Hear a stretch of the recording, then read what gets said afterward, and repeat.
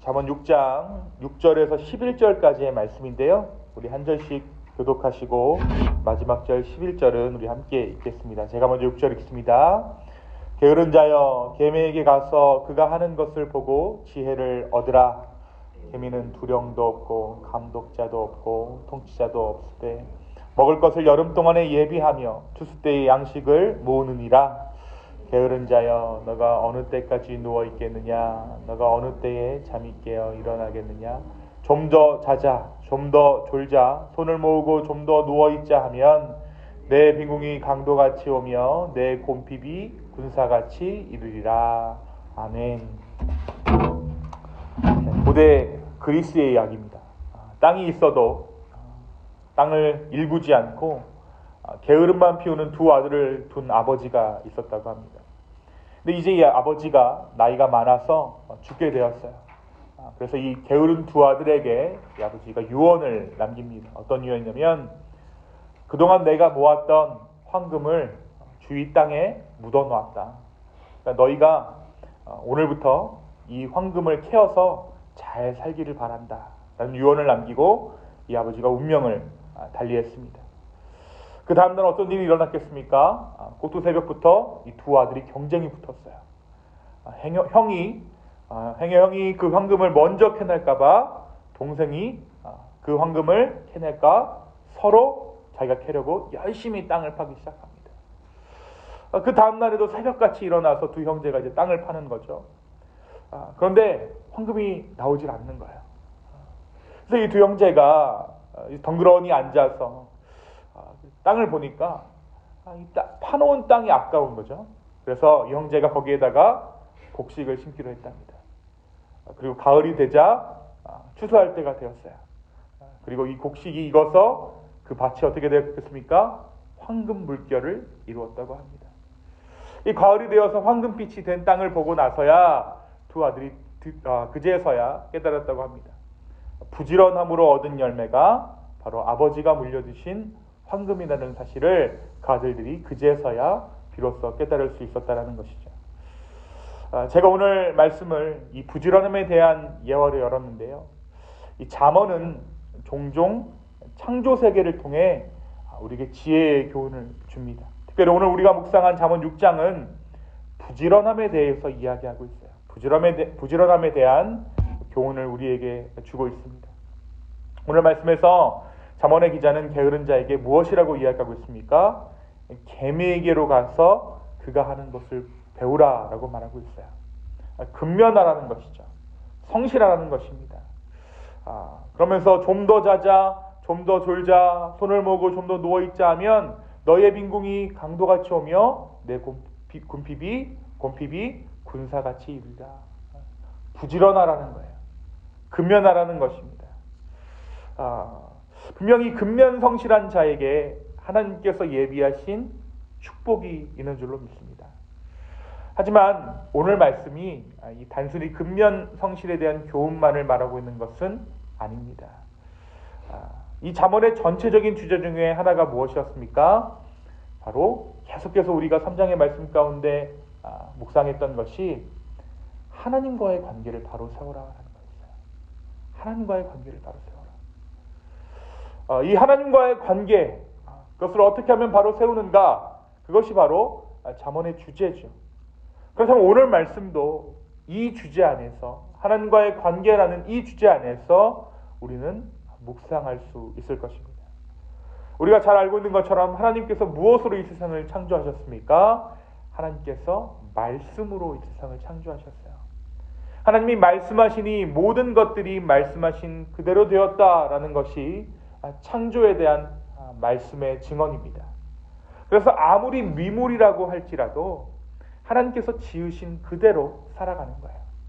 그렇다면 그런 의미에서 개미는 왜 부지런할까요? 왜 개미가 부지런함에 대표되는 동물이 되었을까요? 성경은 그들이 오늘 말씀에 보니까 두령도 없고 감독자도 없고 통치자도 없다라고 이야기합니다. 그런데 그들은 하나님께서 지으신 그대로 살아가고 있는 것이죠. 개미가 다른 어떤 곤충들보다, 동물들보다 더 지혜로워서 여름 동안 먹을 것을 모으는 것은 아닐 것입니다. 개미가 욕심이 없어서 다른 것들을 안 하고 그런 것들 자신의 일에 충성하는 것도 아닐 것입니다. 그들은 하나님께서 그렇게 살게 하신 대로, 지으신 대로 살아가고 있다는 것이죠. 그렇다면 우리 인간은 왜 부지런해야 할까요? 다시 말하면 우리는 어떠한 것에 부지런해야 하는 것일까요? 여러분 잘 생각해 보십시오. 원래 우리에게 노동의 의무는 없었어요. 하나님께서 천지를 창조하시고 나서 우리 인간들에게 노동의 의무를 지워주시지 않았죠. 노동이란 우리가 죄를 짓고 나서 지워진 의무입니다. 그런 의미에서 봤을 때 하나님께서 인간을 지으셨을 당시에는 우리에게 부지런히 일을 하라는 의미에서 부지런함을 말씀하시지는 않았을 거예요.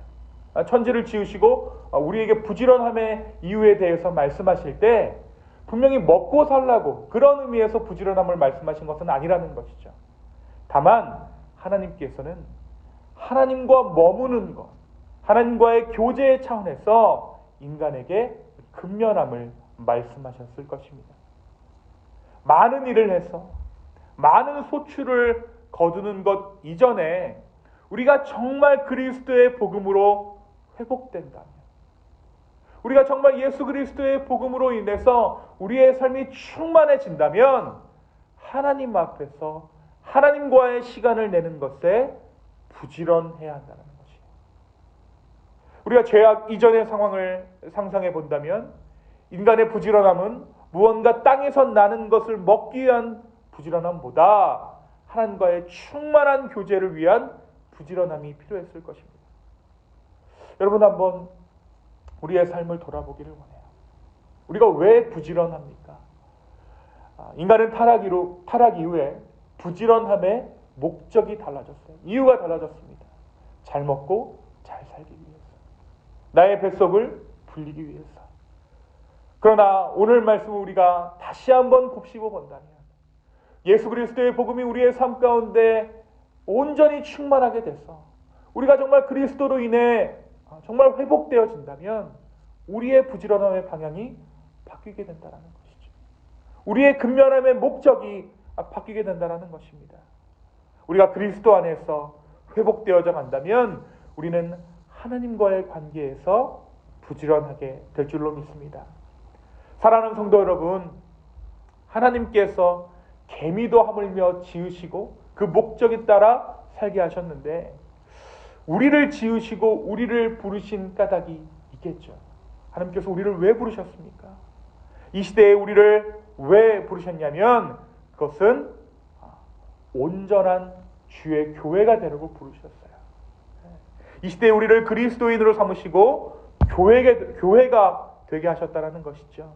그 부르심에 순종하지 못하는 것이 곧 게으름입니다. 나를 통해 이루시기 원하는 그 하나님의 뜻을 깨닫고 그의 뜻에 충성하는 부지런한 우리 모두 되기를 예수님의 이름으로 축원합니다. 근데 여러분, 이 게으름에도 여러 가지 이유가 있더라고요. 한두 가지 이유가 아니라 어떻게 보면 타고 태어난 어떤 습관, 천성, 그러한 게으름도 있지만 우울증 환자 또는 공황 환자들이 이 게으름에 시달리게 되는 경우도 있는 것 같아요. 우울증 환자, 공황 환자들의 신체적인 특징이 무엇이냐면 바로 무기력증입니다. 무언가를 해야 하는데 아무것도 하지 못하는 것이죠. 그래서 우울증에 걸린 사람들은 하루 종일 잠을 자거나 어떻게 보면 사회와 좀 격리돼서 살아가는 경향들이 있어요.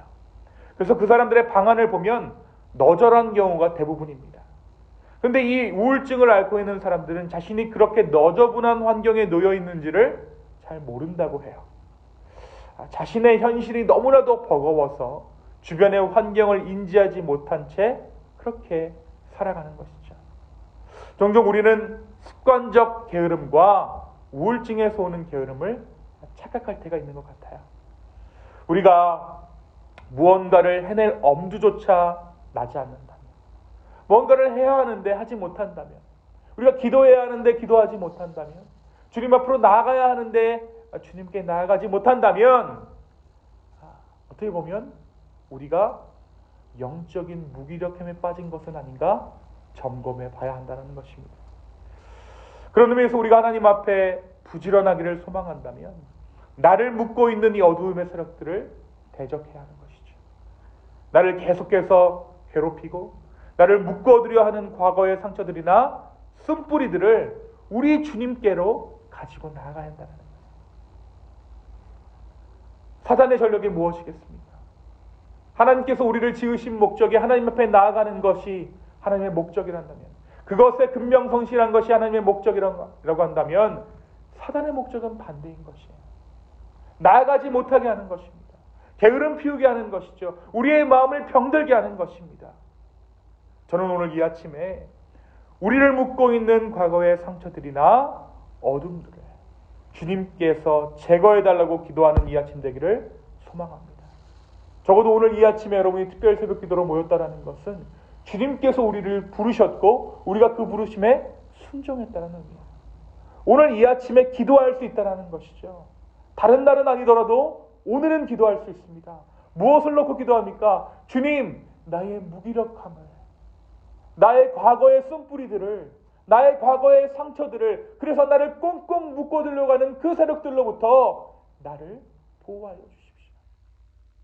그래서 다시 한번 주님과의 관계가 회복되어질 수 있는 그러한 아침 되게 해달라고 저와 여러분이 간구했으면 좋겠어요.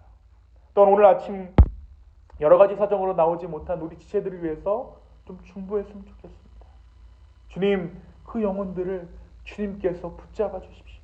주님께서 함께해 주십시오. 이 공동체가 온전히 주의 부르심에 합당한 공동체 되게 해 주십시오. 라고 간구할 수 있는 이 아침 되기를 소망합니다. 그래서 정말 주님과 새로운 마음으로 교제하고 부지런함으로 우리의 삶을 주 안에서 읽어 나아갈 수 있는 저와 여러분 되기를 예수님의 이름으로 축원합니다. 그것이 우리 주님께서 원하시는 삶입니다.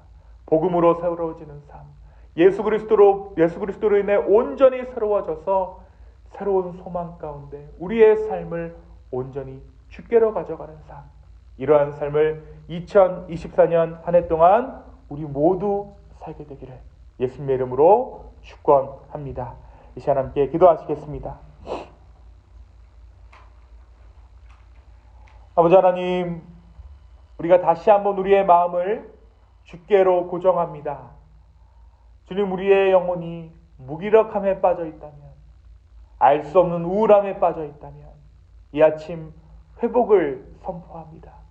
주여, 주의 복음으로 말미암아 우리의 삶을 회복해 하여 주시고 날마다 성실하신 그 주님의 성실하심을 닮아 우리도 주님 앞에 성실하게 나아갈 수 있는 은혜 허락하여 주시옵소서. 주님, 다시 한번 우리의 마음을 드립니다. 이 공동체를 아버지 손에 올려드립니다. 주여, 우리를 인도하여 주시옵소서. 감사합니다. 이 모든 말씀 예수님의 이름으로 기도하였습니다. 아멘.